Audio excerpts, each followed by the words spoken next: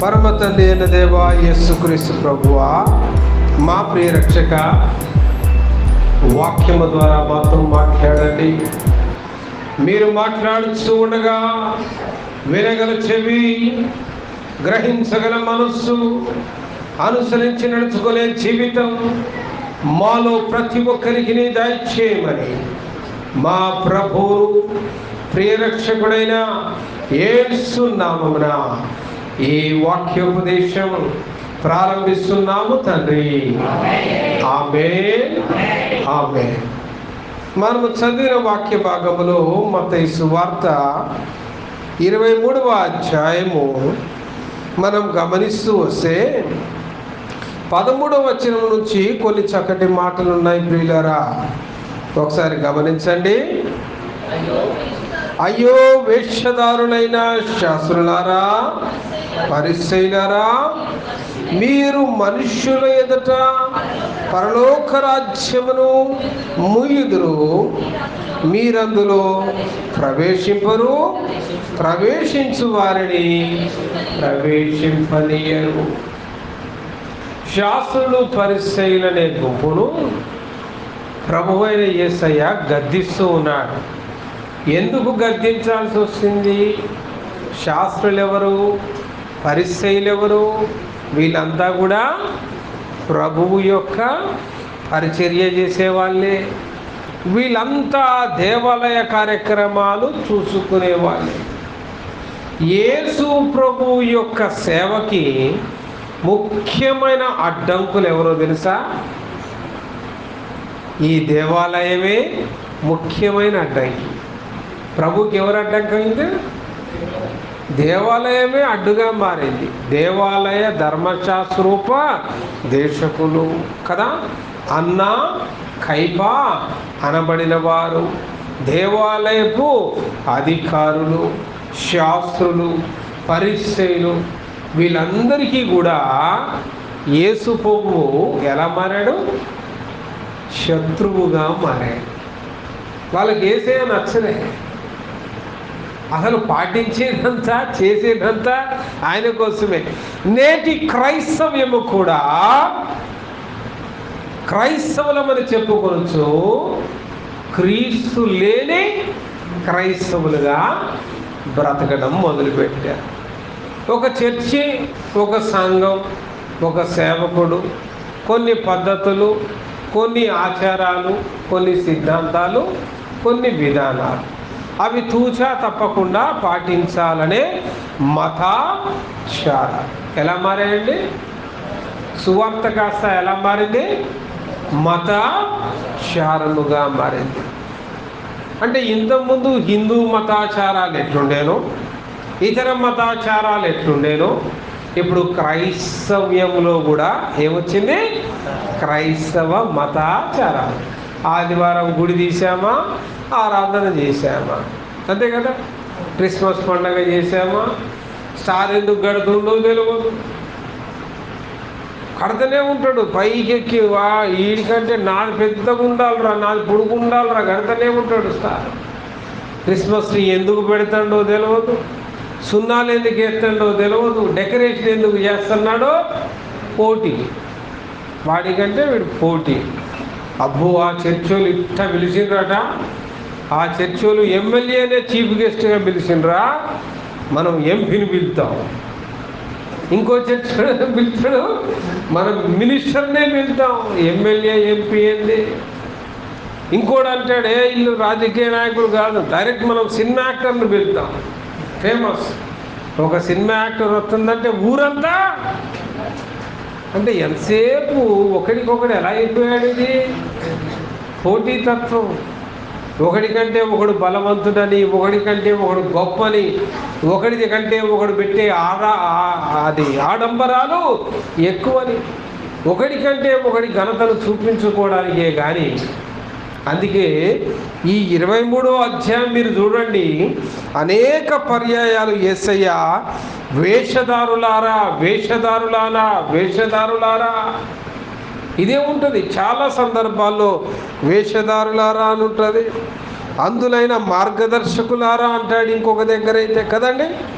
వేషధారులైన శాస్త్రులారా, పరిసయ్యులారా అంటాడు. ఎక్కడ చూడండి వేషధారణ. ఇప్పుడు క్రైస్తవ్యంలో ఏమొచ్చింది? ఈ వేషధారణ ఆనాటి మతాచారం పాటించుచున్న అంత నిష్ఠ కలిగిన యూదులను శాపగ్రస్తులుగా మార్చి, తెలుసా? ఇటు వేషధారులైన క్రైస్తవులను దేవుడు శపించాడు. ఆ విషయం తెలుసా? 35వ వచనాన్ని చదవండి. ఆ శాపం మనకు కనపడుతుంది. నీతిమంతుడైన హేబేలు రక్తము మొదలుకొని బలిపీఠమునకును దేవాలయమునకును మధ్య మీరు చంపిన బరకీయ కుమారుడగు జకర్యా రక్తము వరకు భూమి మీద చిందించబడిన నీతిమంతుల రక్తమంతయు. ఇది దీవెన శాపమా? యేసు ప్రభు సాక్షాత్తు నోరు తెరిచి పలికిన మాటలు. ఎవడు నశించుట ఇచ్చయింపక పాపులను రక్షించుటకు వచ్చిన యేసు క్రీస్తు అని ఇప్పటిదాకా మేము విన్నాం. ఆశీర్వదించే క్రీస్తును గురించి ఇప్పటిదాకా విన్నాం. ఈరోజు శపించే క్రీస్తును బైబిల్లో నుంచి చూపిస్తున్నావే. ఆ శాపానికి కారకులు ఎవరు? ఆ శాపానికి కారకులు ఎవరు? వారి వేషధారణ, శాస్త్రులు పరిశీలి యొక్క వేషధారణ. వీరిని శపించకపోతే అనేకులు పరలోకం రాకుండా అడ్డుగా వీళ్ళే నిలబడుతున్నారు. ఇప్పుడు ఈ అడ్డు తొలగించాలి. ఈ అడ్డు నువ్వు తొలగించకపోతే ఏం జరుగుద్ది? మిగతా వారికి రక్షణకు అడ్డు. కాబట్టి అడ్డుగోడలు కూల్చాల్సింది. అవునా కదా? అడ్డుగోడలు. చూడండి ప్రియులారా, యేసు ప్రభు ఎంత గొప్ప దేవుడు అంటే మానవుల్ని రక్షించడానికి తన ప్రాణాన్నే ఇచ్చిన, అవునా, తన చివరి రక్తం బొట్టు వరకు కూడా మన కోసం కార్చిన దేవుడు, నరుల కోసం మన నిందను మోసిన దేవుడు, మన పాప భారమును మోసిన దేవుడు. అంత ప్రేమగల యేసయ్య నోట ఇప్పుడు ఏమొచ్చింది? శాపం వచ్చింది. ఇటు శాపమునకు కారకులుగా మనం ఉండకూడదు ప్రియులారా. ఇటు శాపమునకు కారకులుగా మనము ఉండకూడదు. ఈరోజు ఈ రాత్రి బైబిల్లో నుంచి శాపం అనే మాటను మనము ధ్యానిస్తూ ఉన్నాం. ప్రేమించే దేవుడు, తన పోలికగా రూపించిన దేవుడు, తన బిడ్డలుగా ఆయన రాజ్యంలో చేసుకోవాలనుకున్న దేవుడు, మరి ఎందుకు ఆయన బిడ్డల్ని శపించాల్సిన పరిస్థితులు వచ్చాయి? అందుకు మానవ జీవితాలే కారణమని బైబిల్ బోధిస్తూ ఉన్నది. దేవుడు ఏ రీతిగా శపించాడో ఆది కాండాన్ని నువ్వు గమనిస్తే అసలు శాపము యొక్క ఆరంభం అనేది మనకు అక్కడ కనపడుతుంది. చూడండి, ఆది కాండం 3వ అధ్యాయం 14వ వచనం. అందుకు దేవుడైన యెహోవా సర్పముతో, నీవు దీని చేసినందున పశువులన్నిటిలోను భూజంతువులన్నిటిలోను నీవు శపించబడిన దానివై నీ కడుపుతో. ఇప్పుడు ఫస్ట్ ఎవరిని శపించాడు? అక్కడ ఎవరిని శపించాడు? సర్పమును ఎందుకు శపించాల్సి వచ్చింది? భూజంతువులన్నిటిలో యుక్తి కలిగిన సర్పము కదా. సర్పమును ఎలా వర్ణించింది బైబిల్? భూమి మీద ఉన్న జంతువులన్నిటిలోనూ యుక్తి కలిగిన, అంత క్లెవర్. మరంత క్లెవర్ని ఎందుకు చెప్పించాల్సి వచ్చింది? ఎందుకంటే అంత క్లెవర్, భయంకరమైన ఘోరమైన ఒక పాపము చేసిన, దేవుని పోలికగా దేవుని స్వరూపము. దేవుడు నరుని ఎలా చేసుకున్నాడండి? కరెక్ట్గా ఆయన ఇమేజ్.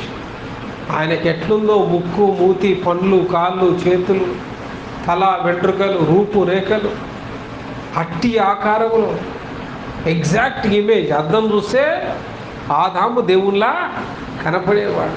ఆదాము అచ్చుగుద్దినట్టు దేవుల్లా దేవుని యొక్క స్వభావము, సారూప్యము ఉన్నాయా ఆ మాటలో? దేవుడు ఎలా చేసుకున్నాడట ఆదామును? తన స్వరూపమందు తన పోలికగా. హల్లెలూయా. పసి హృదయాలు. ఇప్పుడు ఆదాము అవలే ఎలాంటి హృదయాలు? పసి హృదయాలు, ఇన్నోసెన్స్. అట్టి పసివారికి వీడేం చేశాడు? సర్పం వచ్చి యుక్తిగా మోసము చేసి. అప్పుడు దేవునికి ఎంత కోపం రావాలా?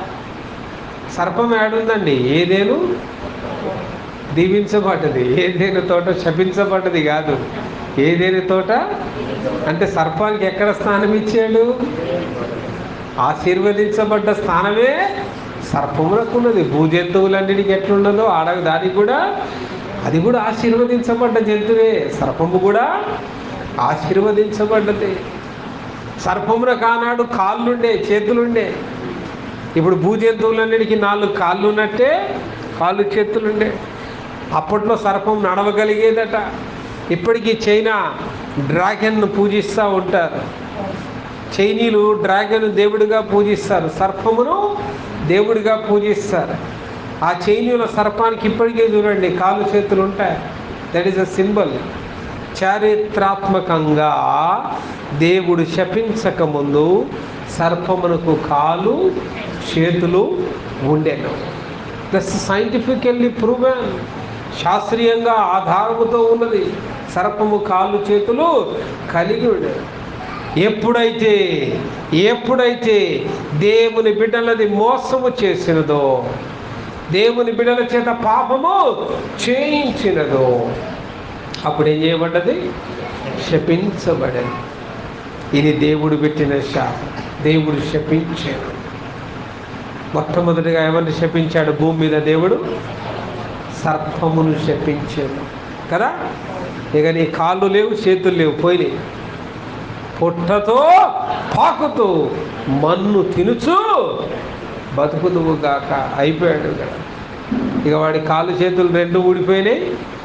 అక్కడి నుంచి పాకడం మొదలుపెట్టాడు. ఎట్లుంటుందో ఆలోచన చేయండి. కాలు చేయి లేకుండా, అప్పటిదాకా కాలు చేయి ఉన్నోడికి బైక్ యాక్సిడెంట్ అయ్యి 3 నెలలు పట్టేసి డాక్టర్ బెడ్ మీద ఎత్తేనే ఎంత బాధపడతాడు.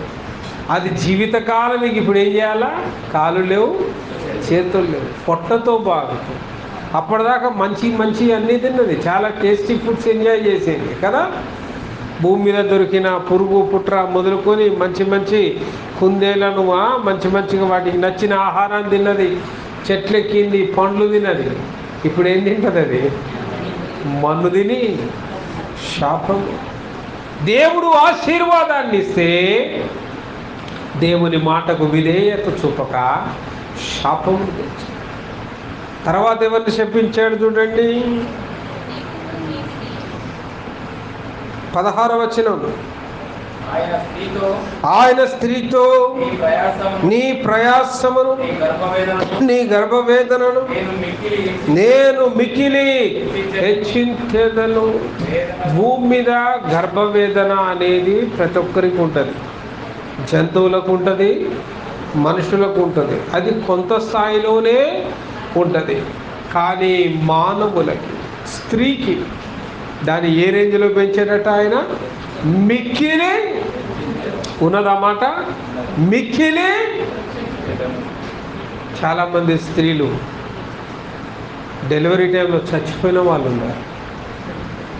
ఆ నొప్పులు తీయలేక, ఆ నొప్పులు పడలేక బీపీ పెరిగిపోయి, రక్తనాళాలు చిట్లి, గర్భంలోనే బిడ్డ చచ్చిపోయి, సెప్టిక్ అయ్యి, ఈ రోజుల్లో ఇంత మెడికల్ ఫెసిలిటీస్ పెరిగినా ఇంకా డెలివరీలో మరణాలు చూస్తూనే ఉన్నారు.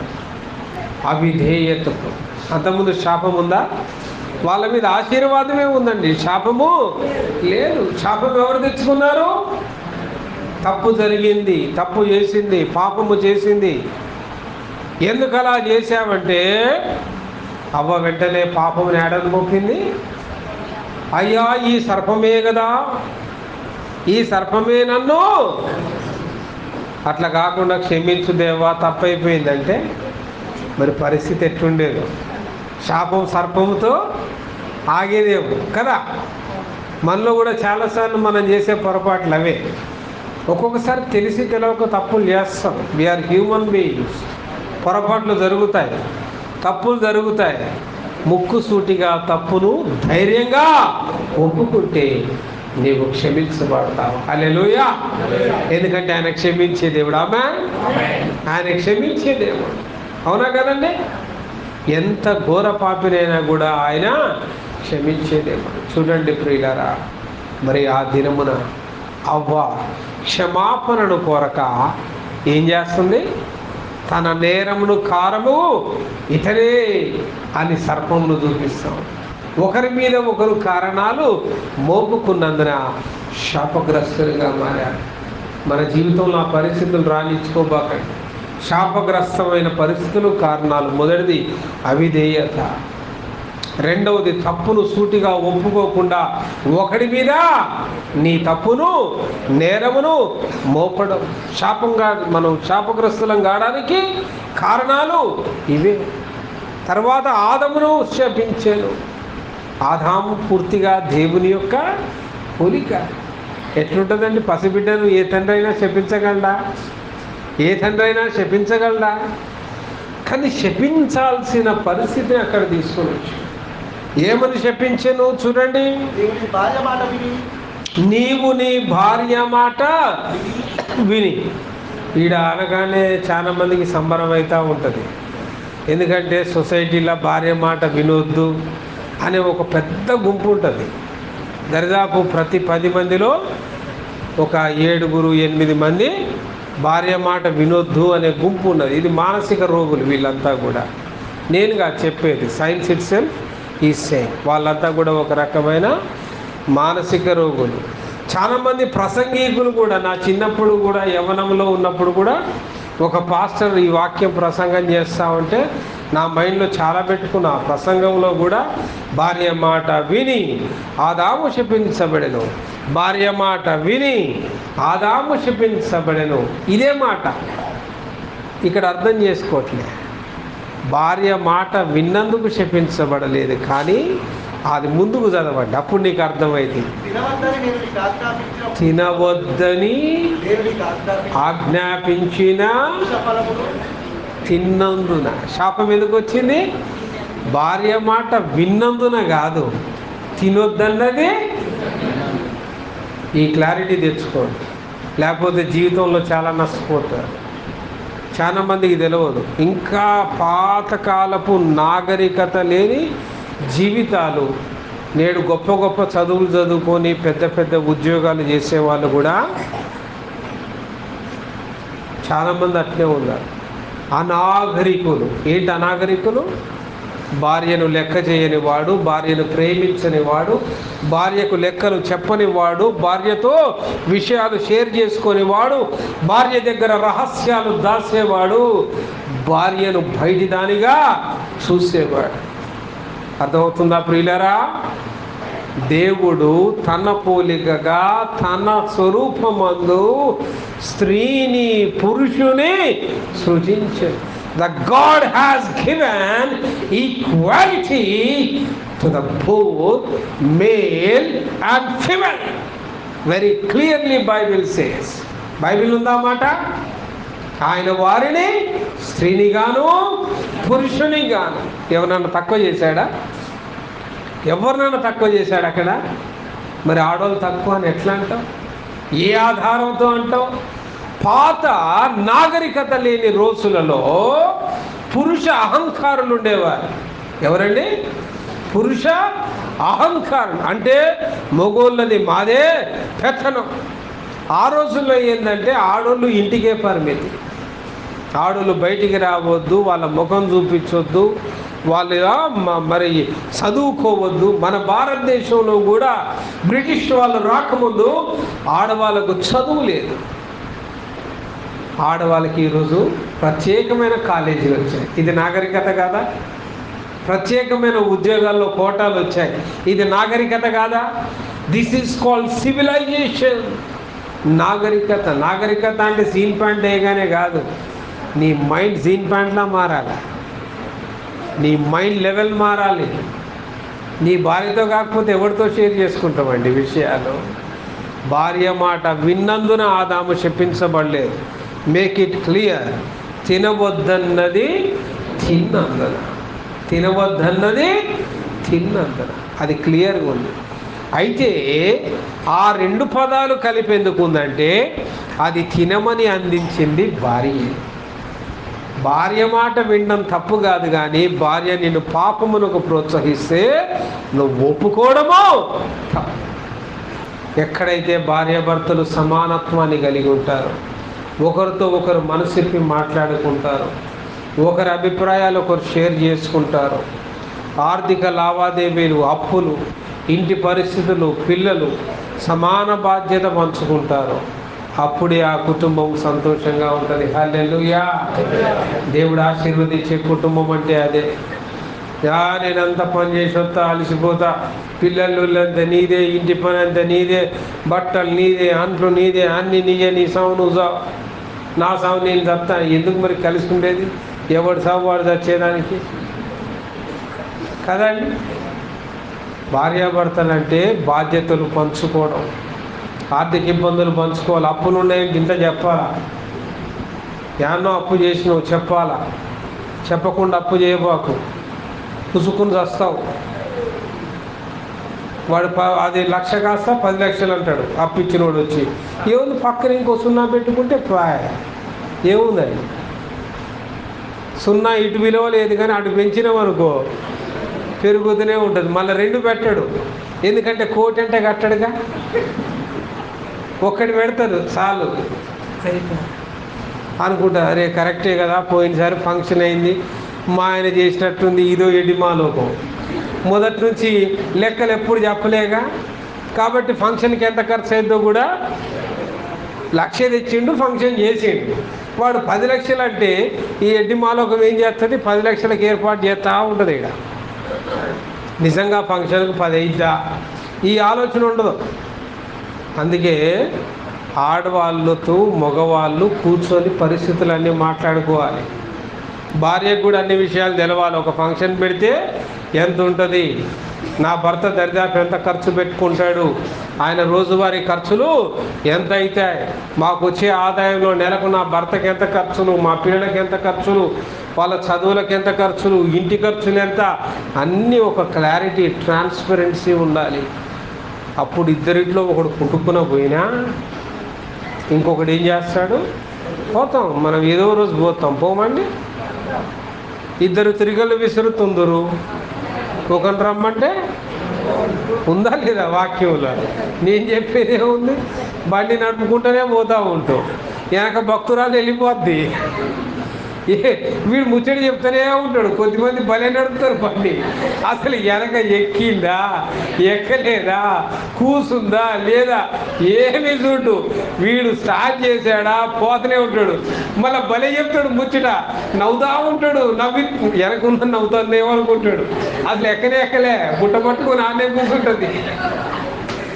1 కిలోమీటర్ పోయినాక ఏందిరా, కుయ్యి లేదు కయ్యి లేదు, వెనక లేవా అని మళ్ళీ తిరిగి వస్తాడు. అయ్యా ఈమెకు ముఖం మన మాత్రం ఉంటుంది. కాబట్టి జర చూసుకోండి, భార్యాభర్తలు అనేవాళ్ళు కలిసి ఉండండి, కలిసి తినండి. జీవితం చాలా చిన్నది. ఉన్న చిన్న జీవితాన్ని కోపాలతో, తాపాలతో, అలకలతోటి, అసూయలతోటి వ్యర్థం చేసుకోకండి. ఒకరోజు గొడవ పడ్డారనుకో, మంచి ఆశీర్వదించబడ్డ ఆ దినం నీ చేతులారా నువ్వే నాశనం చేసుకున్నావు కదా. అందుకే అన్నదిగా వాక్యంలో, సూర్యుడు అస్తమించేలోగా నీ కోపం క్లోజ్. అది కూడా అస్తమించాలి, కోపం కూడా అస్తమించాలి.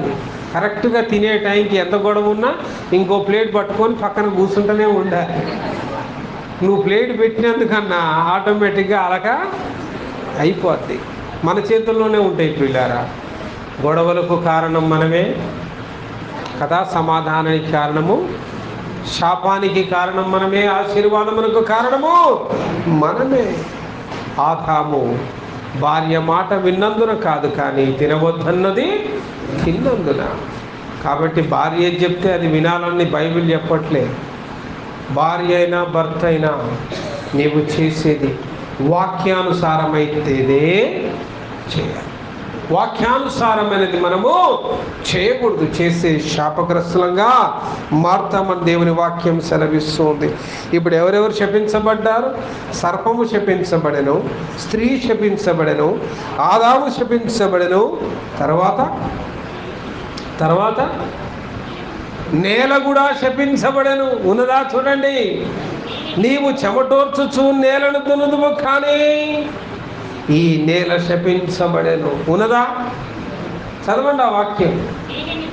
నీ నిమిత్తము నేల శపించబడి ఉన్నది. దీవించబడ్డ సారవంతమైన నేల ఇప్పుడు ఏమైందటండి? ఎవరిని బట్టి? మానవులు చేసిన పాపదోషము నేల కూడా, అది గచ్చ పొదలను, ముండ్ల పొదలను, రాళ్లను, రప్పలను కష్టోర్చి చెమటోర్చి నువ్వు వ్యవసాయం చేస్తావు. కానీ నీకు ఆపోజిట్గా నువ్వేమో గోధుమలు విత్తుతావు. మధ్యలో ఆటోమేటిక్గా ఏమొస్తాయి? కలుపు మొక్కలు అవి వస్తున్నాయి. నువ్వు విత్తినావు అయ్యి, మరి ఎట్టొచ్చినాయి? ఎవడన్నా ముళ్ళ పొదలకు పాదు కట్టి డెకరేషన్ చేసి యూరియాలు జల్లి నీళ్ళు కట్టానా? ఏమి చేయకున్నా ఒక 2 నెలలు నీ పొలానికి పోవడం బంద్ చేయి, నీ పొలానికి దారి కూడా ఉండదు. అంత అడ్డంగా ముళ్ళ పొదలు. మళ్ళా చూడు, నువ్వు నాటిన చెట్టేమో నీరు పెడితేనే మొలుస్తుంది, దీనికి నీరే అక్కర్లే. ఎండైనా వానైనా అన్ని పరిస్థితుల్ని అది శాపము. నేల శపించబడిన. దేవుడు ఎవరెవరిని శపించానట? సర్పమును శపించాను, స్త్రీని శపించాను, ఆదామును శపించాను. అప్పటి వరకు ఆమె పేరు స్త్రీనే. హవ్వ అని ఎవరు పెట్టుకున్నారు అనుకున్నావు? ఆ పేరు ఆదాం పెట్టుకున్నాడు, హవ్వ అని. అర్థమైందా? ముద్దుగా పెట్టుకుంటారు కదా భార్యలకు. పెట్టుకుంటారా లేదా? పెట్టుకున్నారా మీరు? ఈ భార్యలకు ముద్దు పేర్లు ఏం పెట్టుకోరా? పెట్టుకుంటారు కానీ అందరికీ చెప్పరు. సిగ్గు ఎందుకులే అందరికీ చెప్పడం అని పెట్టుకోరు. అందుకే ఆదాము కూడా చక్కగా ఒక ముద్దు పేరు పెట్టుకున్నాడు, హవ్వ అని. ఈ శాపానికి ముందంతా బైబిల్లో ఆమెను స్త్రీ స్త్రీ స్త్రీ అనే రాయబడి ఉంటుంది. ఆ స్త్రీ, ఆమె అని రాయబడి ఉంటుంది. కానీ దీని తర్వాత హవ్వ అని ఆదాము పెట్టినాక అక్కడి నుంచి బైబిల్లో ఆమెను హవ్వ అనే మరి రాయబడి ఉంటుంది. ఇంతమందిని శపించిన దేవుడు కొన్ని దినముల తర్వాత అటో ఇటో బండి సాగుతూ ఉంది. కయీను పుట్టాడు, హేబేలు పుట్టారు. కొంతకాలానికి హేబేలును ఎవరు చంపారు? ఇప్పుడు మళ్ళా ఆ దేవుడు ఎవరిని శపించాడు? కయీను శపించిందా లేదా? చూడండి, 4వ అధ్యాయం 11వ వచనం కదా. కావున నీ తమ్ముని రక్తమును నీ చేతిలో నుండి పుచ్చుకొనుటకు నోరు తెరిచిన ఈ నేల మీద ఉండకుండా నీవు శపించబడినవాడు. ఏ నేల మీదైతే హేబేలు యొక్క రక్తము పడిందో అట్టి మొట్టమొదటి హత్య, ఈ భూమి మీద జరిగిన మొట్టమొదటి హత్య, సొంత అన్న తన తమ్ముడిని చంపిన మొట్టమొదటి హత్య. వాళ్ళకి ఆస్తి తగాదే లేవు, అన్నదమ్ముల మధ్యలో భార్య పిల్లలు కొట్లాడడం లేవు. చావుకి ఏం కారణమైందండి? అసూయ తప్ప ఇంకేమైనా ఉందా కారణం? ఏమీ లేదు. తమ్ముడి అర్పణ స్వీకరించబడెను, నా అర్పణ స్వీకరించబడకపోయాను. తమ్ముని చంపినందున పైవాడు చూస్తుంటాడుగా, ఎవరికి తెలవకుండా చేసిన భలే గ్రేట్ అనుకుంటావు కదా, 4 గోడల మధ్యలో చేసిన భలే గ్రేట్ అనుకుంటావు కదా. చూచుచున్న దేవుడు ఒకడు ఉన్నాడు. ఆమేన్. 12వ వచనం చూడండి, నీవు నేలను అది తన సారమును ఇక మీదట నీకు ఇయ్యదు, దిగులు పడుచు దేశ దిమ్మరివై ఉండు.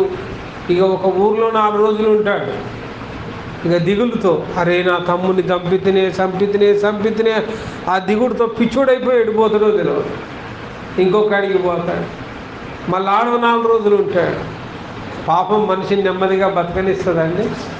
రహస్యంగా ఒక పాపం చేస్తావు, పారిపోతావు, ఆ పాపమే నిన్ను ధరుముద్ది. ఏం చేస్తుంది?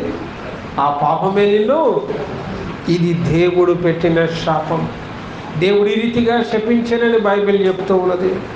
నోవాహు కాలంలో గమనిస్తే ఆది కాండము తన చిన్న కుమారుడు చేసిన దానిని తెలుసుకొని కానాను శపించబడిన వాడై తన సహోదరులకు దాసుడు. ఇక్కడ తండ్రి కుమారుని శపిస్తున్నాడు. ఎందుకోసం శపించాడు? నోవాహు జలప్రళయం దాటిపోయింది.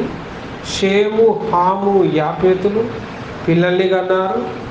చిన్న కుమారుడు హాము యొక్క కుమారుడు కానాను. అయితే సేద్యపరచడం మొదలుపెట్టారు భూమిని. ద్రాక్ష తోట వేసారు. ద్రాక్ష తోట వేసిన తర్వాత ద్రాక్ష రసము తాగి ముందుగా క్లియర్గా బైబిల్లో ఆయన మత్తుడై పడుకోలేరు. బయట వైన్ షాపులు ఉంటాయి కదా, అది వైనే. ఇక్కడ చర్చిలో మనం ఇస్తాం కదా, ఇది వైనే. నోవాహు తాగాడుగా, అది వైనే. ఇంగ్లీష్లో పదం ఒకటే, ఒక్కొక్క పదానికి అనేక పర్యాయ పదాలు ఉంటాయి. పర్యాయ పదాలు అంటే వర్డ్ ఒకటే కానీ మీనింగ్స్ నానా విధాలుగా ఉంటాయి. కాబట్టి అన్నీ ఒకటి అనుకోబాకండి. అట్టా నోవాహు మత్తుగా పడుకొని ఉండగా ఆయన ఒంటి మీద వస్త్రములు పోయేది. ఈ వస్త్రం పోయినప్పుడు నాయన ఒంటి మీద వస్త్రం పోలేదు అని చిన్న కొడుకు చూసి వెంటనే ఏం చేయాలా?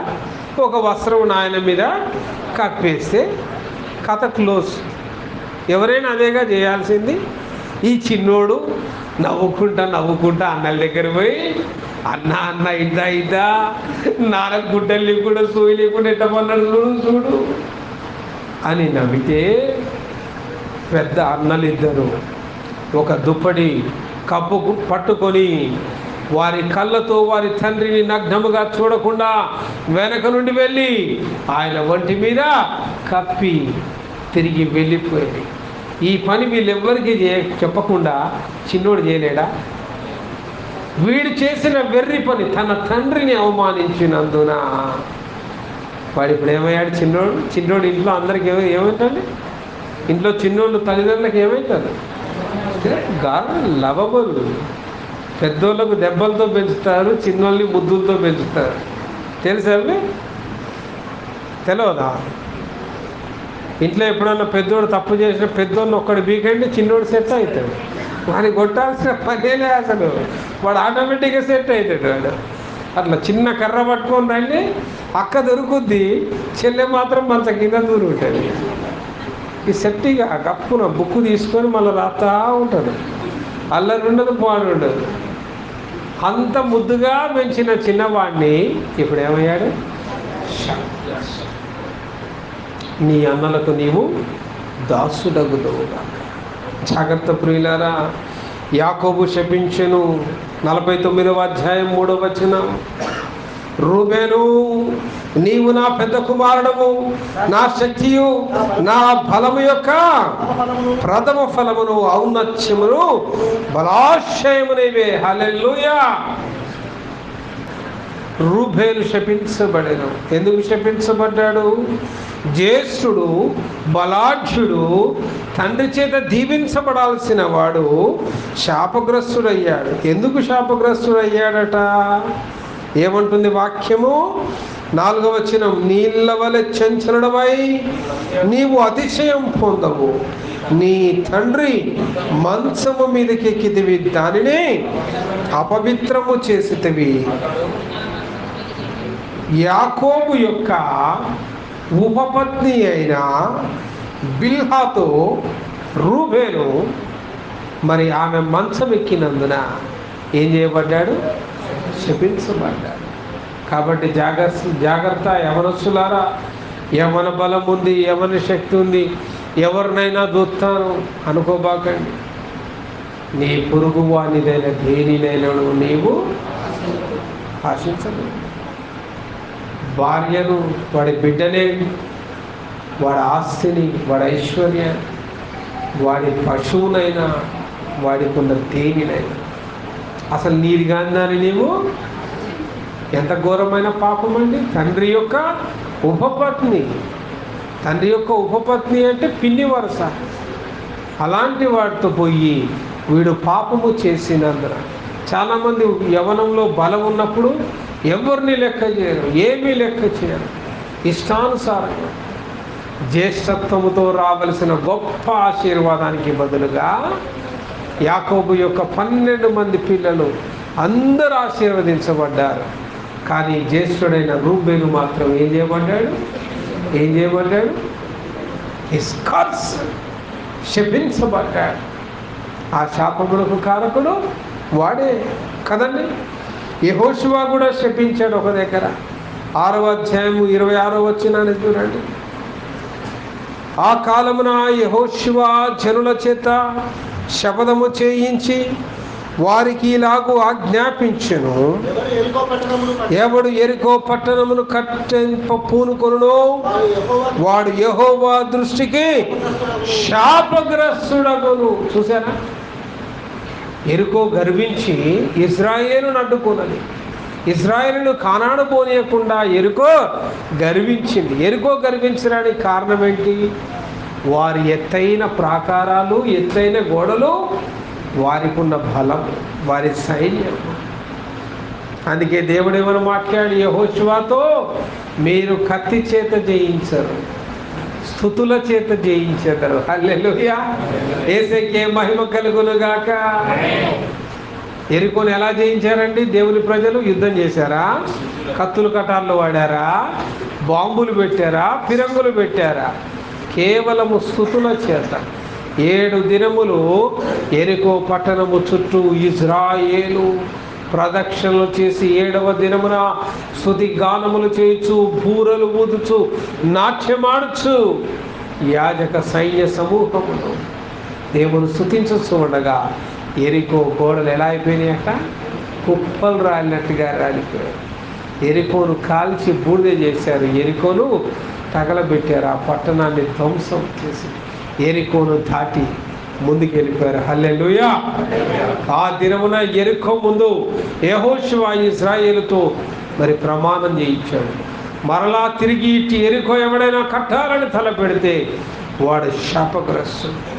ఎవడు కట్టుదునని పునాది వేయునో వాడి జ్యేష్ఠ కుమారుడు చచ్చు. తలుపులను నిలువనెత్తగా వాని కనిష్ట కుమారుడు. పునాది వేస్తే జ్యేష్ఠుడు వస్తాడట, గుమ్మం ఎత్తితే, తలుపులు నిలబెడితే కనిష్ఠుడు చేస్తాడు. అట్టి శాపము జాగ్రత్త. చూడండి ప్రియులారా, ఈ శాపాలన్నిటికీ కారణాలు మానవుల యొక్క పాపములే, మానవుల యొక్క అవిధేయతే, మానవుడి యొక్క గర్వమే. మరి దేవుని వాక్యం యేసు ప్రభు కూడా శపించినట్టుగా మనం చూసాం కదా. శాస్త్రులను పరిశీలన, హేబేలు రక్తం మొదలుకొని ప్రతి నీతి మంతుల యొక్క రక్తాపరాధము మీ మీదికి వచ్చును కాక. యేసు ప్రభు ఒకరోజు ఒక చెట్టును కూడా శపించాడు. ఆకలిగా ఉన్న దాని వైపు చూడగా ఆకులు తప్ప ఫలమేమి ఫలించని ప్రతి చెట్టు ఉందా వాక్యంలో? నరికివేయబడి అగ్నిలో శపించాడు, వెళ్ళిపోయాడు. ఇక నువ్వు కాయకుందువుగాక అన్నాడు. మార్కు సువార్తలు ఉంటుంది 11వ అధ్యాయం 14వ వచనం. అందుకైన ఇక మీదట ఎన్నటికీ నీ పనులు ఎవరును తినకుందురుగాక అని చెప్పాను. అది ఆయన శిష్యులు వినిరి. తర్వాత తిరిగి వచ్చేటప్పుడు ఆ చెట్టును చూసి ఆ చెట్టు ఏమై ఉంటుంది? అది ఎండిపోయి ఉండేను. చూడండి ప్రియులారా, శాపగ్రస్తులుగా మారడానికి మన ప్రవర్తన, మన జీవితం, మన అలవాట్లు, మన పద్ధతులు అవే కారణమని బైబిల్ పదే పదే బోధిస్తుంది. చివరిగా పౌలు కూడా ఒకసారి శపించినట్టుగా బైబిల్లో మనం చూడవచ్చు కదా.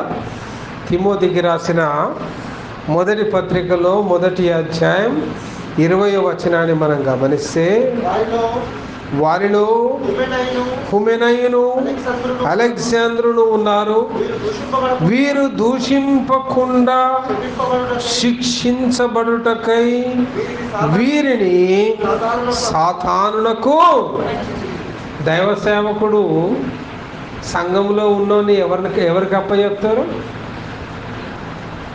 ప్రార్థనకు వచ్చారు, మీ పరిస్థితులు చెప్పుకున్నారు, నిన్ను నీ పరిస్థితుల్ని దేవునికి అప్పచెప్తున్నావు అంటాడా? సాతానికి అప్పచెప్తాం అంటాడా? ఎవరైనా దైవజనుడు ఏమంటాడండి? మిమ్మల్ని మీ పరిస్థితిని ఎవరికి అప్పచెప్తాడు? దేవుడికేగా. కానీ పౌలు ఇప్పుడు హుమెనయ్యను అలెగ్జాండర్ అనే ఇద్దరిని ఎవరికి అప్పచెప్తున్నాడు? ఎందుకు అప్పచెప్తున్నాడు? వారు సంఘమును పాడు చేయుచున్నారు. ఎంతో కష్టపడి, ఎంతో వేదనతో, ఎంతో ప్రయాసతో విత్తిన విత్తనాలను ఇప్పుడు ఏం చేస్తూ ఉన్నారు? పాడు చేస్తూ ఉన్నారు. వ్యవసాయం చేశాడు యేసయ్య కష్టపడి, విత్తనాలు నాటాడు. వీళ్ళు వచ్చారు, హుమెనయిన్ వచ్చాడు, అలెగ్జాండర్ వచ్చాడు. తర్వాత తరం వాళ్ళు ఏం చేయడం మొదలుపెట్టారు? తప్పుడు సిద్ధాంతాలు, తప్పుడు బోధలు, సంఘాన్ని పాడు చేయడం. ఈ అయ్యగారు వద్దుపా, మనం వేరే చర్చి పెట్టుకుందాం, ఈ సంఘం వద్దుపా, మనం నలుగురం వేరే కాడికి పోదాం. ఈ రోజుల్లో సంఘాలలో ఎవరైతే అలాంటి విభజన చేయవారు ఉన్నారో అటివారు హుమెనయును అలెగ్జాండర్ వంటి వారు విభజన చేసి వాళ్ళేం మేలు పొందుకోరు. ఏమయ్యారు? సాతానుకు అప్పచెప్పబడ్డారు, శాపగ్రస్తులుగా మార్చబడ్డారు. క్రీస్తునందు ప్రియులారా, దేవుని మొదలుకొని గొప్ప గొప్ప నోవాహు, యాకోబు, యెహోషువ లాంటి భక్తుల్ని మొదలుకొని యేసు క్రీస్తు కూడా, మరి పౌలు లాంటి ఆది కాల సంఘ పితామహుడు. పౌలు ఎవరండి? మామూలు వాడా? ఆది కాల సంఘమునకు పునాది వేసిన వాడు ఆది కాల సంఘ పితామహుడు. అట్టి సంఘ పితామహుడు ఎంత శ్రమపడి ఆత్మను సంపాదించుంటాడు. కన్నీరు గార్చి ఉపవాసం ఉండి మీ రక్షణ పొంది ఈరోజు చక్కగా చర్చిలో కూర్చొని ఇంత చక్కగా పాటలు పాడుతూ దేవుని వాక్యం వింటున్నారంటే సింపుల్గా అట్లా జరిగిపోయింది అనుకున్నారా? ఎన్ని సంవత్సరాల ప్రార్థన దీని వెనుకున్నది. మీలో ఒక్కొక్కరి నిమిత్తము కదా. నా తండ్రి అయిన సంజీవరావయ్య గారు మీకు సువార్త ప్రకటించిన సాధు జబరాజు గారు, వారు కన్నీరు కార్చిన రాత్రులు, ఆకలితో ఉపవాసం ఉన్న అనేక దినాలు నేడు నీవు రక్షించబడడానికి కారణమైంది. ఆమేన్. ఉట్టిగా రాలేదండి రక్షణ, సింపుల్గా దొరికింది కాదు. నీ రక్షణ కోసం ఒక వ్యక్తి ఏడ్చాడు, నీ రక్షణ కోసం ఒక వ్యక్తి ఉపవాసం ఉన్నాడు, నీ రక్షణ కోసం ఒక వ్యక్తి కన్నీరు కార్చాడు. సంఘములో వారి క్షేమము కోసం సేవకులు ఉపవాసం ఉంటారు, సేవకులు కన్నీరు కారుస్తారు. సేవకులు మీ రక్షణ కోసం అనుదినము ప్రార్థన చేస్తారు. మీ కుటుంబ పరిస్థితులు బాగుండాలి, మీ పిల్లలు బాగుండాలి, మీ ఉద్యోగాలు వృత్తులు బాగుండాలి, మీరు కలిసి ఉండాలి, కుటుంబాలు కలిసి ఉండాలి, అన్నదమ్ములు కలిసి ఉండాలి. మీకోసం ప్రార్థన చేసే బాధ్యత సంఘ కాపరిగా మాకు ఇవ్వబడ్డది.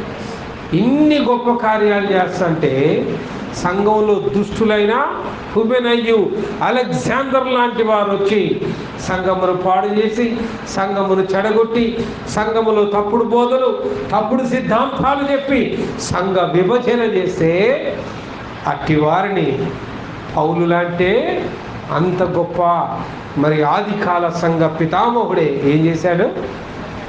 శపించాడు. సాతానుకు అప్పచెప్తూ ఉన్నానిగా. జాగ్రత్త ప్రియులారా, శాపమా ఆశీర్వాదమా, ఈ రెండు మన ముందున్నాయి. ఇన్ని శాపాలు బైబిల్లో నువ్వు చూశావు. వీటన్నిటికీ కారకులు దేవుడు కాదు, వీటన్నిటికీ కారకులు పరిస్థితులు కాదు, వీటన్నిటికీ కారకులు మనమే. ఆ వాక్యానికి లోబడితే నీవు శాపమునికి బదులుగా హల్లెలూయా. అతి కృపా తండ్రి దేవుడు ప్రభు యేసయ్య మనందరికీ అనుగ్రహించును గాక. రండి ప్రార్థన చేసుకుందాం.